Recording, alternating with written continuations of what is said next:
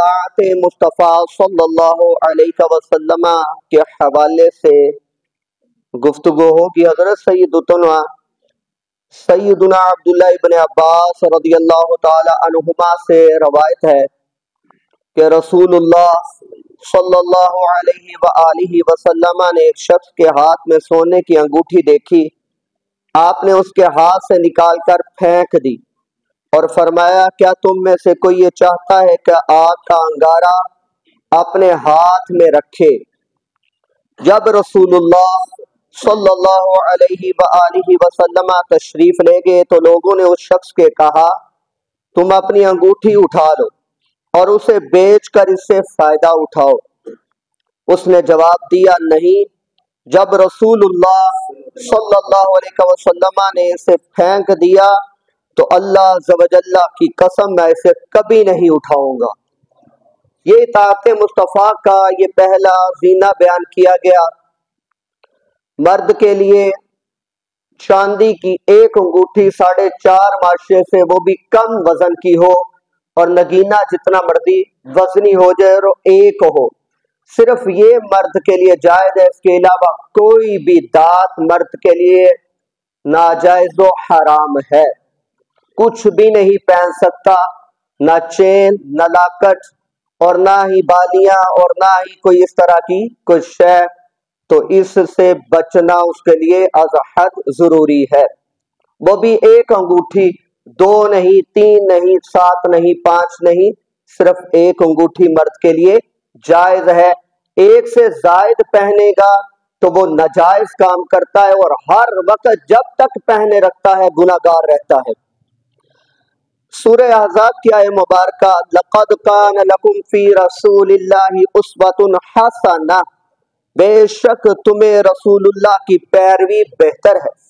مفتی احمد یار خان نعیمی رحمۃ اللہ تعالی علیہ آپ فرماتے ہیں اس آیہ مبارکہ کے تحت معلوم ہوا کہ آقا علیہ الصلوۃ والسلام کی زندگی شریف سارے انسانوں کے لیے نمونہ ہے، جس میں زندگی کا کوئی شعبہ باقی نہیں رہتا۔ اور یہ بھی مطلب ہو سکتا ہے کہ رب تعالی نے آقا علیہ الصلوۃ والسلام کی زندگی شریف کو اپنی قدرت کا نمونہ بنایا۔ کاریگر نمونے پر اپنا سارا زور صنعت صرف کر دیتا ہے۔ معلوم ہوا کہ کامیابی زندگی وہی ہے جو اس کے نقش قدم پر ہو۔ اگر ہمارا جینا، مرنا، سونا، جاگنا آقا علیہ الصلوۃ والسلام کے نقش قدم پر ہو جائے تو یہ سارے کے سارے کام عبادت بن جائیں۔ آقا علیہ الصلوۃ والسلام نے ارشاد فرمایا جس نے میرا حکم مانا وہ جنت میں داخل ہو گیا، اور جس نے میری نافرمانی کی وہ انکار کرنے والا ہو گیا۔ پھر آقا علیہ الصلوۃ والسلام نے فرمایا تم میں سے کوئی اس وقت تک مومن نہیں ہو سکتا جب تک کہ اس کی خواہش میرے لائے ہوئے دین کے تابع نہ ہو جائے۔ اس وقت تک کوئی مسلمان یعنی اپنی خواہشات، جو بھی تمہاری خواہشات ہے اس کو شریعت پر پہلے پرکھو، اگر تو پوری اترتی ہے تو کر ڈالو، اگر نہیں اترتی تو یہ سرکار کے فرمان کے مخالف ہو جائے گا، اور سرکار نے فرمایا وہ مومن نہیں ہو سکتا۔ حضرت سیدتنا ام درداء رضی اللہ تعالیٰ فرماتی ہیں کہ حضرت سیدنا ابو درداء رضی اللہ تعالیٰ جب بھی بات کرتے تو مسکراتے۔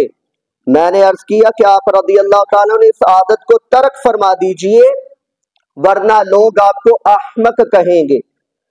تو حضرت ابو درداء رضی اللہ تعالیٰ نے فرمایا میں نے جب بھی رسول اللہ صلی اللہ علیہ وسلم کو بات کرتے دیکھا یا سنا تو آپ صلی اللہ علیہ وسلم مسکراتے تھے۔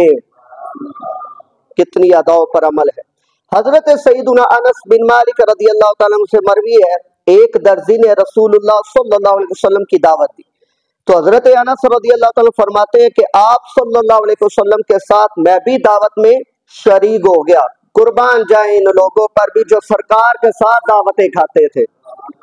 درزی نے آپ صلی اللہ علیہ وسلم کے سامنے روٹی، کدو شریف اور گوشت کا سالن رکھا۔ میں نے دیکھا تھا کہ آقا علیہ الصلوۃ والسلام برتن سے کدو شریف تلاش کر کر کے تناول فرما رہے ہیں۔ کہا اس کے بعد آپ رضی اللہ تعالیٰ کا اپنا عمل بتاتے ہوئے فرماتے ہیں اس دن کے بعد سے میں قدو شریف کو پسند کرتا ہوں. یعنی جو سرکار کی پسند ہے وہ صحابہ کی پسند ہے. جس کو سرکار نے ایک مرتبہ پسند فرما لیا اور صحابہ نے دیکھ لیا، صحابہ نے اسی کو پسند فرما لیا. ایک بار شہنشاہ مدینہ آقا علیہ الصلوۃ والسلام مسجد سے باہر تشریف لائے تو دیکھا کہ راستے میں مرد و عورت مل جل کر چل رہے ہیں. تو آپ علیہ الصلوۃ والسلام نے عورتوں سے مخاطب ہو کر فرمایا پیچھے رہو، تم راستے کے درمیان سے نہیں گزر سکتی بلکہ ایک طرف ہو کر چلا کرو. اس کے بعد یہ حال ہو گیا کہ عورتیں اس قدر گلی کے کنارے سے چلتی تھی کہ ان کے کپڑے دیواروں سے الجھ جایا کرتے تھے. بالکل ساتھ گھسیٹ گھسیٹ کر چلنا شروع کر دیا. صرف ایک مرتبہ سرکار نے کہا تھا، ایک مرتبہ سرکار دو جہاں پیارے حبیب علیہ الصلوۃ والسلام کا پیغام پہنچا. تو فی زمانہ مسلمانوں کی کیا حالت؟ آج کل اکثر مسلمان عورتوں نے مردوں کے شانہ بشانہ چلنے کی ناپاک دھن میں حیا کی چادر ہی اتار پھینکی ہے، اور آبدیدہ زیب ساڑیوں، نیم عریان گراروں اور مردانہ وضع کے لباسوں، مرد جیسے بالوں کے ساتھ شادی ہالوں، ہوٹلوں، تفریح گاہوں، سیمنا گھروں اور اپنی آخرت کی بربادی کے لیے مشغول ہیں. آج کا نادان مسلمان خود ٹی وی یا انٹرنیٹ پر فلمیں ڈرامے چلا کر بیہودہ فلمی گیت گنگنا کر شادیوں میں ناچ رنگ کی محفلیں سجا کر غیر مسلموں کی نقالی میں معاذ اللہ داڑھی چوٹی یا مڈا کر بے شرمانہ لباس بدن چڑھا کر اسکوٹر کے پیچھے بے پردہ بیگم کو بٹھا کر میک اپ کروا کر مخلوط تفریح گاہ میں لے کر جا کر خود اپنے ہاتھوں اپنے لیے جہنم جانے کا اعمال تیار کر رہا ہے. حدیث مبارکہ میں آتا ہے کہ اللہ عز و جل اس قوم کی دعا نہیں قبول فرماتا جس کی عورتیں جھانجھن پہنتی ہوں. کیوں؟ فرمایا سمجھ جانا چاہیے کہ جب زیور کی آواز عدم قبول دعا کا سبب ہے تو خاص عورت کی آواز جو باہر جاتی ہوگی غیر محرم تو وہ دعا کے رد ہونے کا کیسا سبب بنے گی.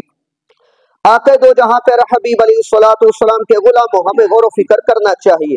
رحمت عالمیان صلی اللہ علیہ وسلم کا فرمان ہے عبرت نشان، 3 شخص کبھی جنت میں داخل نہ ہوں گے.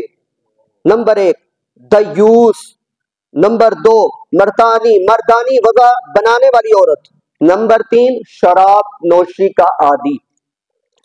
حدیث مبارکہ میں لفظ دیوس کے بارے میں علامہ علاؤدین حصف کفی رحمت اللہ تعالیٰ فرماتے ہیں دیوس وہ شخص ہے جو اپنی بیوی یا کسی محرم پر غیرت نہ کھائے. اس وجہ سے روکنا چاہیے. آپ اپنی فل پاور لگایا کریں. یہ عذر نہیں چلے گا کہ ساڑھے سوندے نہیں ہیں. اب اب اسی وقار اس عذر کو تھوڑا سائڈ پر رکھ کر تھوڑا زور چلائیں.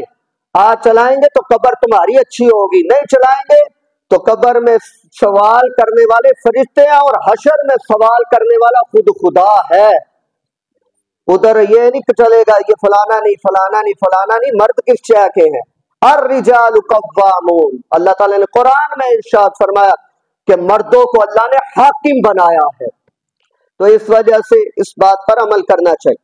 فرمان مصطفیٰ صلی اللہ علیہ وسلم اللہ عز و جل کے نزدیک سب سے زیادہ پسندیدہ کام نماز کو اس کے وقت پر ادا کرنا اور والدین کے ساتھ نیکی کرنا ہے. آقا علیہ الصلوۃ والسلام نے فرمایا کہ اللہ عز و جل کے نزدیک فرائض کے بعد سب سے زیادہ پسندیدہ کام کسی مسلمان کے دل میں خوشی داخل کرنا ہے. آقا علیہ الصلوۃ والسلام نے ارشاد فرمایا اللہ عز و جل کے نزدیک سب سے پسندیدہ گھر وہ ہے جس میں یتیم کو عزت دی جاتی ہے.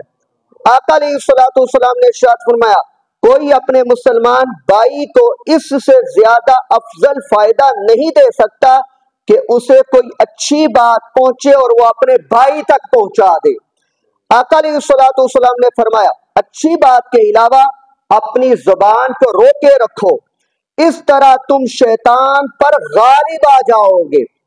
آقا علیہ الصلوۃ والسلام نے فرمایا مومنوں میں کامل ترین شخص وہ ہے جو ان میں زیادہ اچھے اخلاق والا ہے، اور تم میں سے بہترین شخص وہ ہے جو اپنے اہل خانہ کے معاملے میں بہتر ہے، یعنی اپنے گھر والوں کے ساتھ اس کا رویہ ٹھیک ہے، اچھا ہے، ستھرا ہے۔ جو اپنے کسی بھائی کے کسی عیب کو دیکھ لے اس کی پردہ پوشی کرے تو اللہ عز و جل اسے پردہ پوشی کی وجہ سے جنت میں داخل فرما دے گا۔ جس کے مال یا جان میں مصیبت آئی پھر اس نے پوشیدہ رکھا اور لوگوں پر ظاہر نہ کیا تو اللہ عز و جل کا پر حق ہے کہ اللہ تعالیٰ اس کی مغفرت فرما دے۔ اور جو لوگ اطاعت نہیں کرتے ان کے حوالے سے سیدھا سیدھا فرامین شاد کر کے بیان کر دیتا ہوں۔ وہ شخص ایسے ہے جس کی طرف اللہ عز و جل قیامت کے دن نظر رحمت نہیں فرمائے گا۔ فرمایا پہلا وہ شخص جو قطع رحمی کرنے والا، اور دوسرا برا پڑوسی جس کے پڑوس میں رہنے والے بےچارے اس سے تنگ آگے ہو۔ نمبر 2، آقا علیہ الصلوۃ والسلام نے فرمایا ظلم سے بچو اس لیے کہ وہ قیامت کے اندھیروں میں سے ہے۔ آقا علیہ الصلوۃ والسلام نے فرمایا فحش گوئی سخت دلی سے ہے اور سخت دل آگ میں ہے۔ آقا علیہ الصلوۃ والسلام نے فرمایا بغض رکھنے والوں سے بچو کیونکہ بغض دین کو تباہ کر دیتا ہے۔ آقا علیہ الصلوۃ والسلام نے فرمایا جو مسلمان عہد شکنی یعنی وعدہ خلافی کرے اس پر اللہ عز و جل اور فرشتے اور تمام انسانوں کی لعنت ہے، اس کا نہ کوئی فرض قبول ہوگا نہ نفل۔ آخری حدیث مبارکہ جو کسی مسلمان کو نقصان پہنچائے یا اس کے ساتھ مکر اور دھوکہ بازی کرے وہ لعنتی ہے۔ اب ابی بکر یہ سرکار مدینہ علیہ الصلوۃ والسلام کی اطاعت میں جو عظمتیں ہیں اور نافرمانی میں جو وعیدیں ہیں ان دونوں کو بیان کر دیا گیا، اس امید پر کہ اللہ تعالی ہم سب کو اطاعت گزار بندہ بننے کی توفیق عطا فرمائے۔